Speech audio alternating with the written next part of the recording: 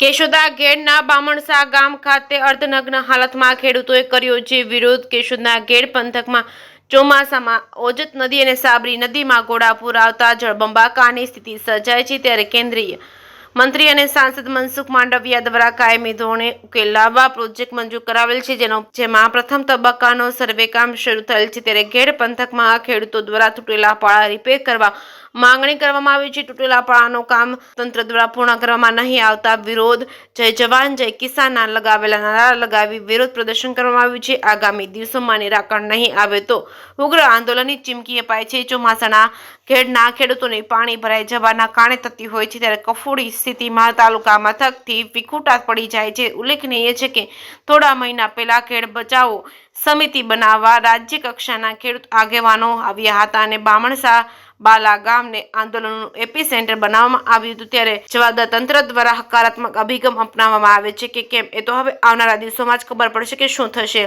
जय केसरी गुजराती साथे राजू पंड्या केशोद। हमारी मांगे पूरी करो, हमारी मांगे पूरी करो, हमारी मांगे पूरी करो, हमारी मांगे पूरी करो, हमारी मांगे पूरी करो, हमारी मांगे पूरी करो, हमारी मांगे पूरी करो। भारत माता की वंदे मातरम, वंदे मातरम। हमारी मांगे पूरी करो।